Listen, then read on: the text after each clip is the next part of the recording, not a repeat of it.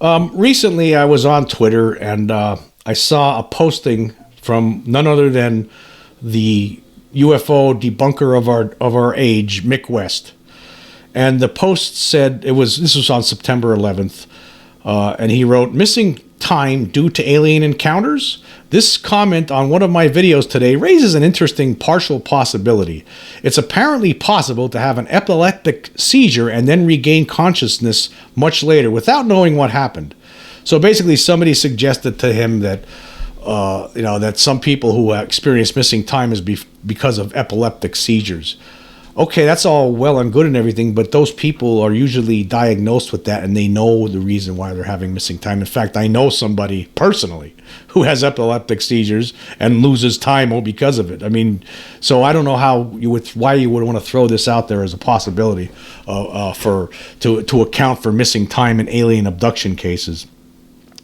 But I was going to respond to it, but I was like, you know what? I'm not going to respond to it. No, it's not worth it. It's just not worth it. I mean, just people like him and the other debunkers. It's just a constant belittling. It's a constant derogatory comments about everything UFOs and aliens. They just can't. They won't accept it. Can't accept it for whatever reason. I mean, it's anybody's guess. But it made me start thinking. When I saw that, I just really started thinking about this. And actually today I did respond to a different tweet of his. He had something in there saying that a lot of people, the reason that some people are accepting UFO reports and the possibility of extraterrestrial visitation is that some people, the people who don't believe in, are just being nice to the people who do. And he stands by this comment. And I have to. So now I have to talk about this. I hate having to do this. I tell you, I'm tired of talking about the debunkers, but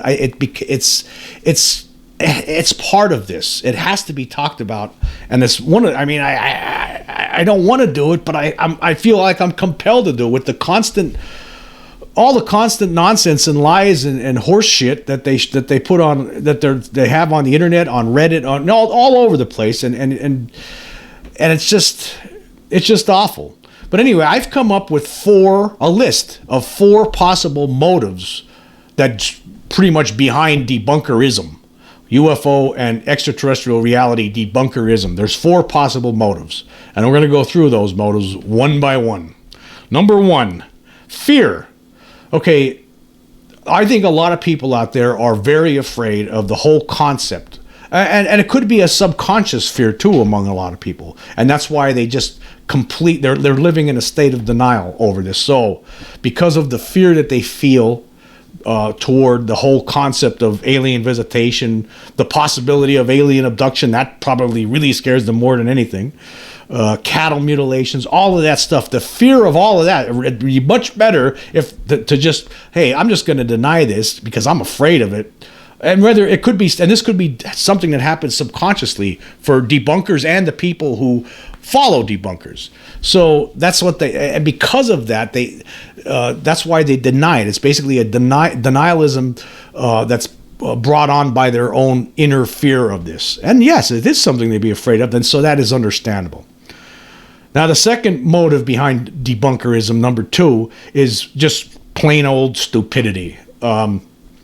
Some people, I could tell you right now, there are people in this world who you would think they have a veneer of smartness. They have a veneer. They present a veneer of intelligence. I mean, they did well in school. They went to college. They graduated. They received a degree, a bachelor's degree in something, but yet they lack critical thinking skills. They're lazy in their research. They're just unable to research things that they don't want to or unable to understand. So basically, it could be, in a lot of cases, one of the motives is just they're just not smart enough. They don't have enough critical thinking skills. Stupid. And there's people who have high IQs who in my viewpoint, even though they have high IQs, they're still, and smart people, they're still stupid. For instance, I'm not going to say any names here. I don't want to get anybody upset. But there are people out there who make absurd comments on this all the time. People in the world of debunkers that make absurd comments on it, and you have to wonder. I mean, I know this person's smart, but did he really just say that? I mean, because that's pretty stupid, you know. It has to be one of the motives. I mean, just it's not really a motive in a way. It's just a fact. They're just no critical thinking skills. They're smart in some aspects of this life, but in other aspects, they're just dumb, stupid.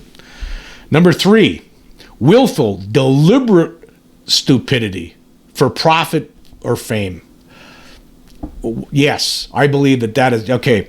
You know, a lot of people have been asking me or commenting on my YouTube channel recently, saying, "Hey, I can't believe you don't have more subscribers and stuff." I think the last I checked, I have 700 plus subscribers right now on YouTube, and I've been doing it for over a year. And people are wondering, "Hey, your channel's, I really like your channel a lot." And I received this from quite a few. If you go through the comments, there's quite a few people who've made statements like this, and they wonder, how come I don't have more subscribers? Well, I'm going to tell you something, that one of the reasons is, well, I'm sure there's people out there who've looked at this and didn't like it, but the biggest reason is there's a lot of competition.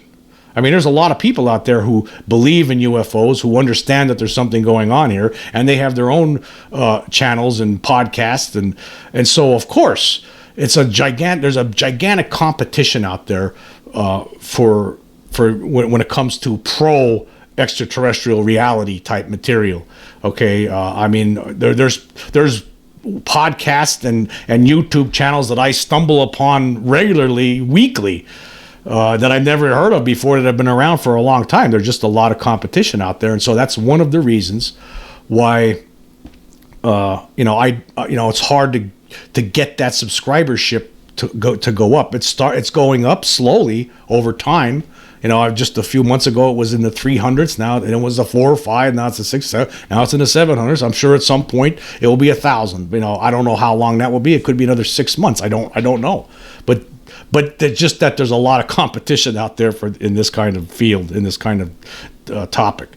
But on the other hand, if you're a debunker, right, there's not as big of there's not as much competition out there. That's why you'll see some people doing this. Right? I'm not going to name names, right? I'm sure some people could guess, right? But there is a market for it. I've talked about this before. There's most certainly a market out there. There are people out there who want to be assured that there's nothing to this. So I believe, I mean, and then you have some of these debunkers out there. They never ever.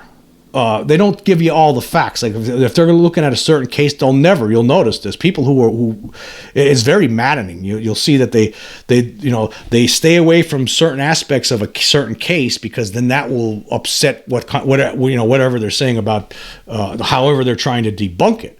So that is one of the things. I mean, and then who knows? I mean, the biggest debunk there could be some government. I'm not sure about that today, but I think it might have been in the past, maybe there were certain debunkers out there that they may have been on a government payroll that nobody knew about. For instance, in the 50s and the 60s, there was a Harvard astronomer, Donald Menzel, who would say the most absurd things about UFOs and provide the most absurd explanations. You totally ridiculous, totally didn't make any sense, and was sure, 100% sure there was nothing coming here. I don't know how 100% sure there's no extraterrestrial presence here, and and he would provide ridiculous explanations that try to debunk the really good cases.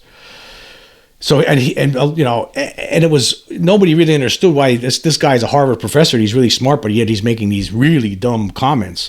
So then in the 80s, after he died, I believe it was in the 70s, but in the early 80s, the Majestic 12 documents were leaked. And it turned out that he was one of the members on the Majestic 12, one of the original members that was named to MJ12 in 1947. And then after some further research, the late Stanton Friedman, UFO researcher, uncovered that not only did it appear that he was on this MJ12 group, but that also Menzel had a top secret security clearance. Why would a Harvard professor have a top secret security clearance, in the government? What was that all about? Well, that's because apparently he had a part to play on that MJ-12, apparently. So what was he? In a way, I mean, if he's doing work for the government, I'm sure he was receiving some pay for that. And was him going out in public and debunking these things part of that? It could be. Some people even say the late Philip Klass, who became well known in the 70s and was around into the 90s, he possibly could have been on the government payroll. I don't know about that. I don't think so. I think possibly Menzel could have been, but. And I'm not sure about anybody today, but some of them today, there's no question in my mind that some of them are smart enough to know that there's just too much evidence that points in the direction that there's an extraterrestrial presence here, and they ignore that all the time and when they go to debunk this. And not only that, they always pick the weakest cases to debunk. For one thing, though, most of the time, a lot of these people will really, go all in on cases where there's not a lot of information, and they'll stick on that because it's easy. It's easy. So yeah, I think that, and plus the fact is, like I said, there's not that many people out there on a regular basis debunking that. It would be easy. I mean, if I wanted to be, if I was what would you say, an untruthful person, a person who didn't believe in what I was saying, but wanted to profit off of debunkerism, I'd probably right now would have more subscribers and more viewers on YouTube, because again, there's just not that big of a market. There's not a lot of people out there doing it, and there is a market for it. So it'd be easy to sit back and say, yeah, it's all imagination. That one, that's swamp gas, most certainly. And then just throw in a couple of big words that people won't know the difference, come up with some scientific mumbo jumbo to the regular Joe out there. Oh, he knows what he's talking about, so I got nothing to worry about now. It's so easy to be a debunker, so easy. Yeah, it's that one there, that was the planet Venus. Any more questions? Just, say it with a straight face. I mean, my God, I'd probably have 10, 20,000 subscribers right now if I was out there just debunking this. Again, there's not a lot of people out there doing it, so there's not as much competition. It'd be so easy to be a debunker. Again, you don't have to look at all the facts. You just whatever facts you don't like, you don't talk about them. Nobody's going to know. The people that are listening to you, the people that believe in you, they're not going to know the difference. You're telling them exactly what they want to hear. Oh, those kids at the Ariel school, that was some puppeteer. Most certainly some puppeteer troupe traveling through there. They hung through the trees. They set it up right before they had their recess. They knew what they were doing. See, anybody could do that. It's so simple. I mean, with a straight face. I could do that you could do it with a straight. People could lie and with a straight face, and a lot of people are going to believe it.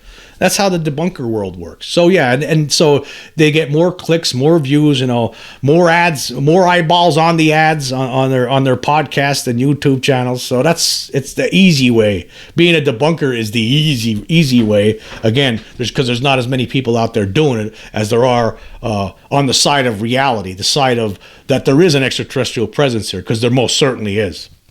And then finally, number 4, and I'm going to throw this one out here. I'm not saying I believe it, but I mean, it could be one of the possible motives for debunkerism. Alien propaganda delivered via psychotronic means into the minds of unknowing dupes, who in turn pollute and confuse the extraterrestrial conversation. Why not? These beings are obviously here, and they don't want anyone to know what they're up to. Right? Apparently they are abducting people. There's just too many cases. You can't deny it anymore, right? It's undeniable, right? You can't deny it. There's just too much evidence out there for this. Not only are they doing that, but they're here. We know they're here. They're up to something.